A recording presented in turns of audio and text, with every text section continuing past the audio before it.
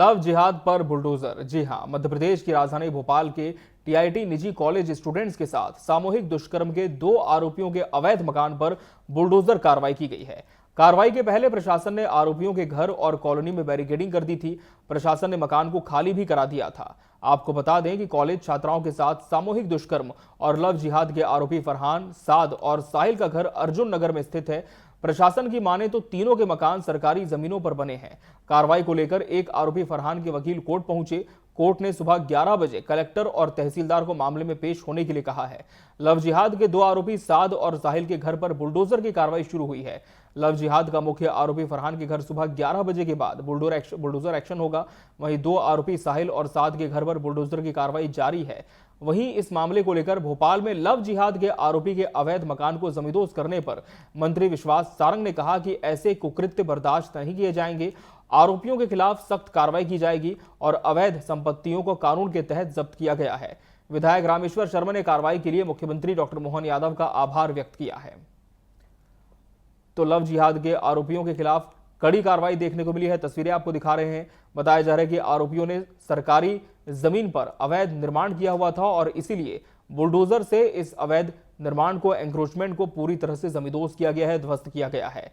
अब इस पर प्रतिक्रियाओं का दौर भी शुरू हो चुका है। मंत्री कैलाश विश्वास सारंग ने कहा कि कार्रवाई उचित है, कार्रवाइयों का सिलसिला लगातार जारी रहेगा। वहीं विधायक रामेश्वर शर्मा ने मुख्यमंत्री डॉक्टर मोहन यादव का आभार इस पूरी कार्रवाई के लिए जताया है।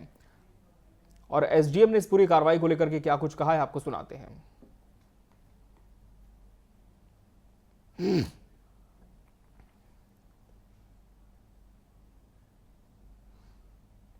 अर्जुन नगर में शासकीय चरोखर की भूमि है, उसके अतिक्रमण के संबंध में शिकायत मिली थी, जो कि सही पाई गई। तहसीलदार द्वारा एमपीएलआरसी धारा 248 के अंतर्गत विधिवत सुनवाई करने के बाद, इनको अवसर देने के बाद 19 अगस्त को आदेश पारित किया गया था और इनको 4 सितंबर तक हटाने तक का वक्त दिया गया था। इनके द्वारा नहीं हटाया गया, तो आज हमारे द्वारा फोर्सफुली हटाया गया। किसके मकान थे, क्या नाम थे इनके? देखिए, 3 लोग थे, रिजवान खान, शमशुद्दीन और इब्रार खान। तो इनमें से 2 के हटा दिए। एक का व्यवहार न्यायालय में, माननीय व्यवहार न्यायालय में प्रकरण प्रचलित है। आज 11 बजे हमारा जवाब लगना है, तो उसके बाद जैसा निर्देश मिलेगा। संपत्ति थी देखिए, ये 1200 और 600 स्क्वायर फीट के 2 घर थे, एक डुप्लेक्स था और एक सिंगल स्टोरी था। ये दोनों को हटा दिया गया। कार्रवाई कंप्लीट हो गई, मलबा हटा रहे हैं। तो एसडीएम के मुताबिक कार्रवाई खत्म हो चुकी है, मलबा हटाने का काम जारी था और मंत्री विश्वास कैलाश सारंग ने इस पूरे मामले को लेकर भी अपनी प्रतिक्रिया दी है और उनके साथ विधायक रामेश्वर शर्मा ने भी अपना बयान दिया है। क्या कुछ कहा है दोनों नेताओं ने, आपको सुनाते हैं। वो अपराधी जो कि समाज पर काला दाग है और यदि उनकी चल अचल संपत्ति अवैधानिक है तो उस पर कार्रवाई होगी, क्यों नहीं होगी। सुप्रीम कोर्ट की गाइडलाइन के हिसाब से कार्रवाई हुई है। आप वो बता दें कि क्या उनके मकान वैधानिक थे, क्या उनमें जो अथॉरिटी थी उसकी परमिशन थी। इस तरह से अवैध मकान बनाकर समाज में गंदगी फैलाने का जो काम करते हैं, उनके खिलाफ कार्रवाई हुई है और कार्रवाई होगी। क्या उनके परिजन उनके लिए वकील नहीं लगा रहे? उनके परिजन इस बात का जवाब देंगे, काश उनकी बेटी के साथ ऐसा होता तो क्या वो करते। और इसलिए ध्यान रखो, सभी परिजनों से हमारे हाथ जोड़कर आग्रह है कि अपनी औलादों को ऐसे संस्कार दो कि दूसरे की बहन बेटी को बहन बेटी माने।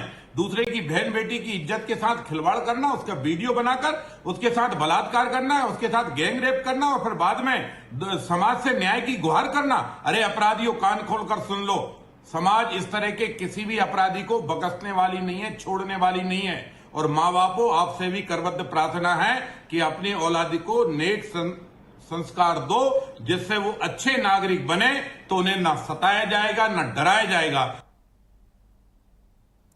तो लव जिहाद पर बुलडोजर चला है। इस पूरी कार्रवाई को लेकर दिशा लगातार आगे बढ़ रही है, लेकिन क्या कुछ अभी तक पुलिस का एक्शन इस मामले में हुआ है, आरोपियों को लेकर क्या अपडेट है, जान लेते हैं। भोपाल से हमारे वरिष्ठ सहयोगी गब्बर सिंह ठाकुर हमारे साथ जुड़ चुके हैं। गब्बर जी, हम देख रहे हैं कि लगातार मध्य प्रदेश में कार्रवाइयों का दौर चल पड़ा है। लव जिहाद के तमाम मामले लगातार सामने आए और अब इस पर एक्शन भी हो रहा है। फिलहाल ये जो मामला है, इसे लेकर बताया जाता है कि पुलिस ने अवैध निर्माण पर बुलडोजर तो चलाया है, लेकिन एक आरोपी ने न्यायालय में भी गुहार लगाई थी। क्या अपडेट है इस पूरे मामले को लेकर? जी बिल्कुल। देखिए शर्मा जी, जो ये मामला है, दरअसल जी में ये टीआईटी कॉलेज में जो लव जिहाद किया गया था, सामूहिक दुष्कर्म किया गया था और फिर उनका वीडियो भी बनाया गया। जी दरअसल में मामला यही है। लेकिन जो आज कार्रवाई हुई है, दरअसल में ये कार्रवाई में कहा जाए कि प्रशासनिक तौर पर ये दर्शाया गया है कि ये सरकारी जमीन पर चूंकि मकान बनाए गए थे, साथ में एक मकान का पट्टा भी था। चूंकि उस मकान का जो पट्टा था वो 30 साल का था और वो मकान का पट्टा कहा जाए कि खारिज हो चुका था, उसे रिन्यू नहीं कराया गया था। ये कहना है एसडीएम का, श्रीवास्तव जी का। जी लेकिन बात यह है कि जो तीसरा व्यक्ति है, वो तीसरा व्यक्ति कहा जाए कि उसके परिजन कोर्ट में भी गए। लेकिन बात यह है कि जैसे साद है, साहिल है, तो ये इनके पिताजियों के नाम पर ये मकान बने और इनके पिताजियों के नाम पर मकान की जो संपत्ति है वो है।